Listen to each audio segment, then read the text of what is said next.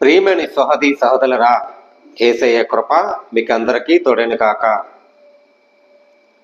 దేవుడిచ్చిన ఆకాశం బట్టి మీ ముందుకొచ్చి కొన్ని సత్యాలు మీకు వివరించాలని చెప్పాలని ప్రేమపూర్వకంగా వందనాలు చేస్తున్నాను. మా యూట్యూబ్ చూసిన అందరూ కూడా పేరు పేరును కూడా వందనాలు. మీరు చూస్తుండ ఒక లైక్ వల్ల 10 మందికి చేరుతుంది, ఒక సబ్స్క్రైబ్ వల్ల 10 మందికి చేరుతుంది. మీ సపోర్ట్ వల్ల చూడండి, దేవుడు మహిమలు పొందుకోండి. దేవుడు ప్రతి ఒక్కరి ప్రేమించడానికే రక్షకుడు యేసయ్య వచ్చాడు. మానవులు ప్రేమించడానికి రక్షకుడు, పాపములు క్షమించడానికి రక్షకుడు. పాపములు విమోచించి ఆయన సజీవుల గురించి ఆయన ప్రతి కుటుంబం లేవలెత్తి బాగు చేయాలని రక్షకుడు. మన చేసిన అపరాధులు, మన చేసిన పాపములు శిక్షకి బలియాగమైన యేసుక్రీస్తు ఆయన ఏమిచ్చి రుణం తీర్చుకుంటాం? ఏమిచ్చి రుణం తీర్చుకున్నాం? ప్రార్థన ఇచ్చి రుణం తీర్చుకోవాలంట. ప్రార్థన.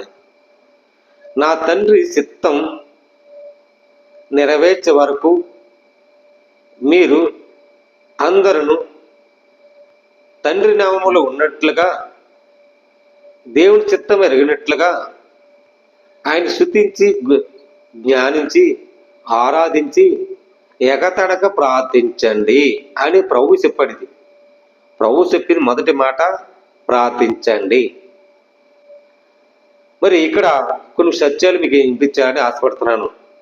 ప్రియమైన సోదరులారా, చిన్న ప్రార్థన చేసుకుని వాక్యమే వెళ్దాం. పరిశుద్ధ ప్రేమగా తండ్రి, ఈ వాక్యముతో మాతో మాట్లాడి అనేక బిడ్డలకు వినిపించి హృదయములో మార్పు సమాధానం ఇచ్చేట్లుగా దర్శించమని ఏసునబడుతున్నాం తండ్రి, ఆమేన్.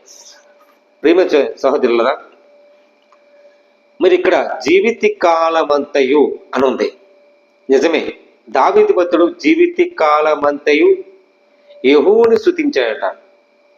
ఇక్కడ 146 కీర్తనలను మొదటి వచనంకి వెళ్తే అక్కడ చిన్న మాటను చూడండి. యెహోవాను స్తుతించండి, నా ప్రాణమును యెహోవాకు స్తుతింపుము. నా జీవిత కాలమంతయు నేను యెహోవాను స్తుతించెదను. నేను బతుకు కాలమంతయు దేవుని కీర్తించెదను.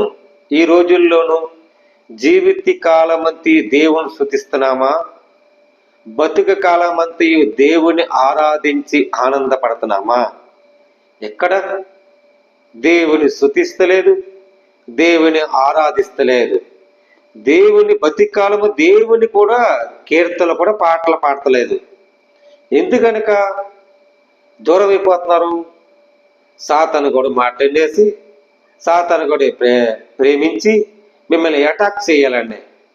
కానీ నీకంటే మనందరికంటే ఉన్నాడు, మనకంటే గొప్పవాడు ఉన్నాడు, మన ప్రభువైన యేసుక్రీస్తు. అందరివాడు గొప్పవాడు.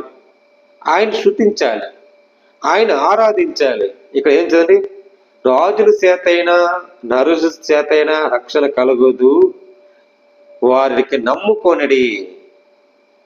మనుషుల కంటే రాజుల కంటే ఎవరికంటే ఇక్కడ ఏముందండి, వారు నమ్ముకోండి. ఎవరు నమ్ముకోవాలి? దేవుని నమ్ముకోండి. వారు ప్రాణమునకు వెడలిపోవను. వారు ప్రాణం అంట వెళ్ళపోవదంట. వారి మట్టి పాలకుదురు. లాస్ట్గా ఏం చేస్తారండి, ఉన్నంత కాలము దేవుడు స్తుతించి లాస్ట్ మట్టి పాలకొదుము. వారి సంకల్పమును నాడి నశించెదరు. దేవుని ఆరాధించపోయి, దేవుడి మాటలు వినపోయి, దేవుని జీవించి ప్రార్థించి పొరుడుగా నడపోతే ఏం చేస్తారండి, నశించిపోతారంట. ఇక చూడండి, వారి సంకల్పము నాడి నశించెదరు. ఎవరికి యాకోబు దేవుడు సహాయకుడు? ఎవడు తన దేవుడైన యెహోవా మీద ఆశ పెట్టి కొనును వాడే ధన్యుడు. ఎవరండి? యాకోబు సహాయకుడు దేవుడు యెహోవా మీద ఆశ పెట్టుకున్న వాడే ధన్యుడు. ఆశ పెట్టుకోవాలి. దేవుడి మీద ఉన్నాడని ఆశ పెట్టుకో. దేవుడు ఆయన మన కోసం త్యాగం చేశాడని ఆశ పెట్టుకో. దేవుడు మన కోసం ప్రాణం పెట్టాడని ఆశ పెట్టుకో. ధన్యుడు ధన్యురాలు అవుతావు. లోకయాసలు పెట్టుకుంటాం కాదు, నేత్రాస్తులు పెట్టుకుంటాం కాదు, దబ్బగమ్ములు పెట్టుకుంటాం కాదు. ఎందుకది? దేనికి పనికిరాని ఆ ఆశలు. నీ కోసం నా కోసం మరి పరలోకాన్ని దిగి వచ్చిన యేసయ్య ఎవరి కోసం వచ్చాడు అని తెలుసుకోవాలి.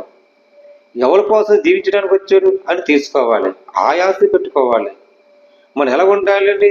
భక్తిహీనులకు ఉండి యెహోవాని ప్రేమించే వారులుగా జీవిత కాలమంతయు బతి కాలమంతయు దేవుని కీర్తించే విధానం పెట్టి ఉండాలని ఈ వాక్యంలో రాయబడింది. ప్రియమిట్లరా చూడండి, ఆకాశమును భూమిని సముద్రము దానికిలో సర్వమునకు సృష్టించిన వాడు. ఆయన ఎన్నడూ మాట తప్పిన వాడు కాదు. బాధపడిన వారికి ఆయన న్యాయమును తీర్చను. బాధపడుతున్న వారికి ఈ రోజుల్లో బాధపడుతున్నామా? కుటుంబంలో బాధ, కుటుంబంలో దుఃఖం, కుటుంబంలో సమాధానం లేదు. నీకు అన్నాడు బాధ తీర్చాలంటే తీర్పు తీస్తాడు. ఏంటంటే బాధపడిన వారికి ఆయన న్యాయము తీర్చును. తీర్పు. ఆకలి కొన్న వారికి ఆహారము దయచేయము.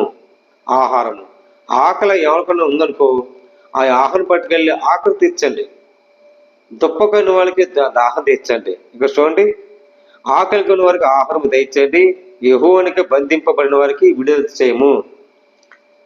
నువ్వు విడుదల పొందావు, నువ్వు దీవించావు, ఇదిగో ఆహారం ఇస్తున్నాను, నువ్వు చాలా చక్కగా తిను, దేవుడు నీకు దయచేయడు, దేవుడు ఇచ్చాడు నీకు ఇమ్మని ఆయన ఏమని ప్రార్థించి వాళ్ళకి ఆహారమును కలిగి వాళ్ళకి ఇస్తే దేవుడు ఏం చేస్తాడు? నీకు దయచేస్తాడంట.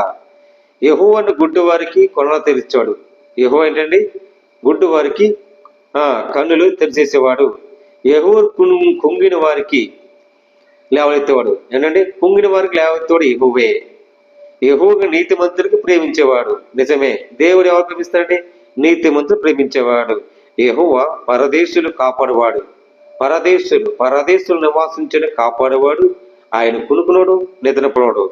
ఆయన తండ్రి లేని వారికి ఎదవరానికి ఆదరించేవాడంట. చూడండి, తండ్రి లేని వారు ఎంత ఉంటారండి? తండ్రి లేనివాడు, నా తండ్రి లేడు అనేవాడు ఎంతమందో స్త్రీలు ఉన్నారు.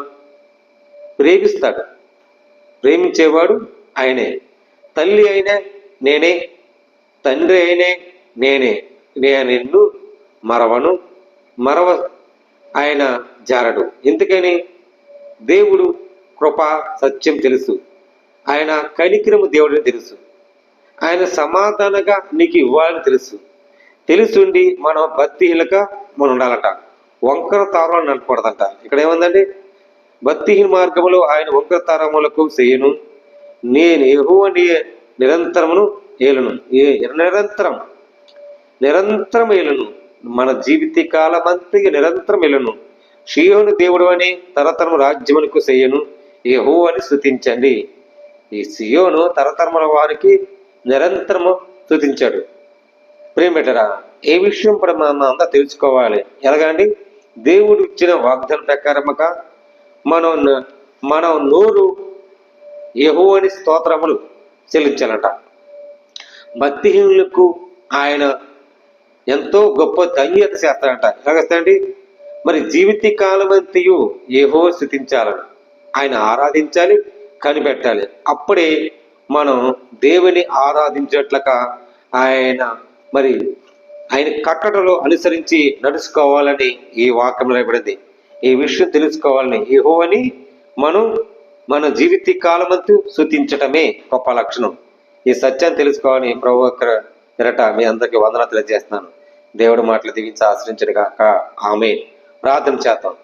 పరిశుద్ధ ప్రేమగా తండ్రి, కృపగా దేవాని స్తోత్రాలు. అయా మన యెహోవా నాయన తోడు, మా జీవిత కాలమంతా యెహోవాని స్తుతిస్తాను అని వాక్యం ప్రకారంగా ఇచ్చే తండ్రి, నాన్న ఎంతమంది బాగు చేసావు, ఎంతమంది లేవలెత్తావు, ఎంతమంది ఆరాధించావు, బాగు చేసావు, నివసించావు.